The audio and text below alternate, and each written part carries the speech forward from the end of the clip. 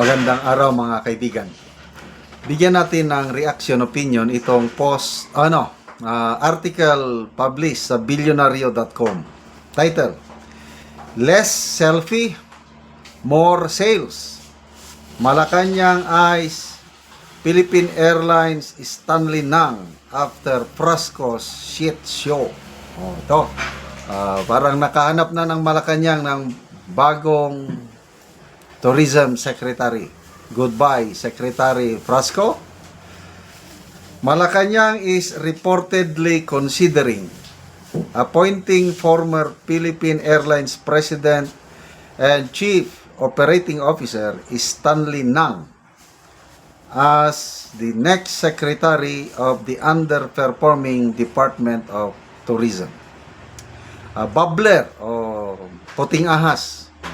Kay Marley ka pa, puting ahas. A bubbler said the palace has received positive feedback on the idea of tapping Nang NG, the son-in-law of ultra-billionaire Lucio Tan, to replace Tourism Secretary Cristina Frasco, whose 3.5-year stint has been widely criticized for underperformance. The bubbler added that the goal is to bring in a private sector manager with proven execution skills rather than an inexperienced appointee perceived to have secured the job mainly due to her connections in Cebu province. Okay, Nang has built a reputation as a corporate-style operator who prioritizes discipline, results, and sustainability. He took on a top role at Philippine Airlines when the airline was still in recovery mode, facing weak demand, high fuel cost, and strained balance sheet. His approach focused on hard decisions, cost control, and running the flag carrier like a business. Frasco, by contrast, has been repeatedly mocked online for tourism promotions that often feature her face as much as or even more than the destination themselves. Kita ko yung mga promotional poster ng tourism. Anak ko, mukha ni Cristina Frasco. Anong kinalaman sa mukha sa tourism? Dapat lugar ang i-feature nila, hindi yung mukha ng sekretary. Nakakainis, nakakadismaya. Instead of addressing concerns, the department has often sounded defensive, brushing off outside critics and insisting its own numbers prove the strategy is working. The credibility of Frasco hit from the Scrap Love the Philippines campaign in 2023 after an agency used foreign stock footage only reinforced the impression of sloppy execution at the top. With pressure mounting, a bubbler said Malacanang is now prepared to stop treating the tourism post as a political favor and is instead seeking a manager who can deliver results without self-promotion. Bubbler said it remains to be seen whether Nang would accept the offer. Yun ang problema. Tingin ko, maganda ito kasi yung mga corporate managers, iba talagang style. Nakapagtrabaho ako ng isang multinational company as security consultant. Export business ng saging i-produce sa Mindanao, dalhin sa iba't ibang parte ng mundo. Nakasalamuha ko yung mga CEO, yung mga president, yung mga iba ang corporate magtrabaho. Business is business talaga. Tapos yung Itong kumpanyang nasalihan ko is nag-focus sila sa quality ng product nila, yung saging, at saka yung welfare ng kanilang mga trabante. At nakita ko ang success ng corporate world nang dahil sa mga magagaling nilang corporate executives. Dito sa gobyerno kasi iba eh. Parang hindi nila tinuturing na parang negosyo, nakikita ka ng malaki, ganon. Kundi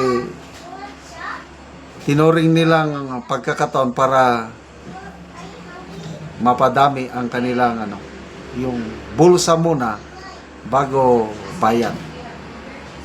Kaya ito, pinaplano ng Malacanang dahil sa negative, puros negative ang ratings ngayon ng Pangulo sa tatlong survey. SWS, Pulse Asia, Publicos Asia, negative. Kaya ang naisip nila is major cabinet revamp. Kaya lang, sabi nga ni Atty. Vic Rodriguez, kahit anong revamp pa lang gawin nyo, buwan-buwan kayo, kung ang problema ang Pangulo, wala ring mangyari. The problem is the President himself. Sabi ng isang political analyst, Mr. Lito Banayo, the President is now engaging in a very risky optics governance. Ano yung optics? Cosmetics. Puros pantakip butas, puros band-aid solution ang ginagawa. Wala na. Bagsak na ang ating ekonomiya. 4.6 lang. For 2005, ang ating economic growth is only 4.6% compared sa Vietnam na 8.2. Inunahan pa tayo, nilampasa tayo ng Cambodia, 4.8%. Wala na. Ang ating peso, sumadsad, all-time low ng $1 to 59.35 centavos kahapon. So, apektado po ang ating ekonomiya. Yan, pagsadsad ng peso na yan, tumataas ang presyo ng bilihin. So, good luck sa gagawin ninyong pag-revamp sa cabinet, and sana tanggapin ng napipili nilang PAL executive boss itong offer ng Tourism Secretary. Salamat mga kaibigan sa inyong pagsubaybay sa ating channel. Nakakatulong kayo ng malaki sa tribong Talandig ng Bukidnon dahil ang sweldo natin sa channel na ito pantulong sa tribo.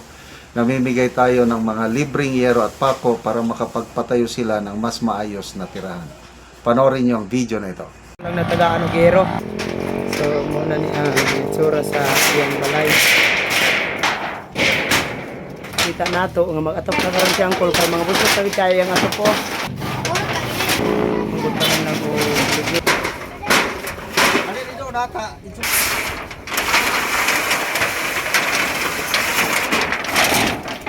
Alin dagko nang itay dito. Tanggalin. So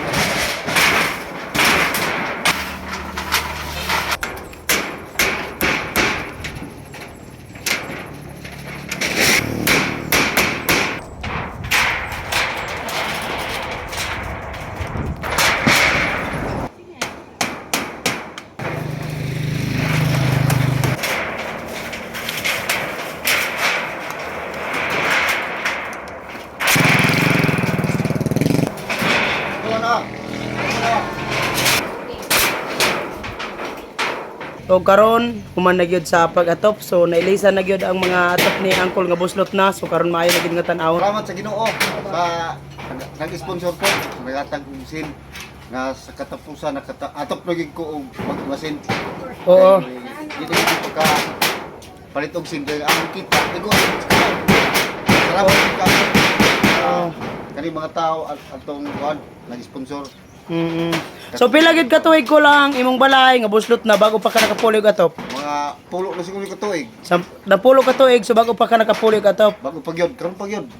So salamat kayo Kol. Malipit kayo kay sino na gid ka na nga mga buston. Salamat sa Ginoo ug sa nagtabang. Salamat kayo.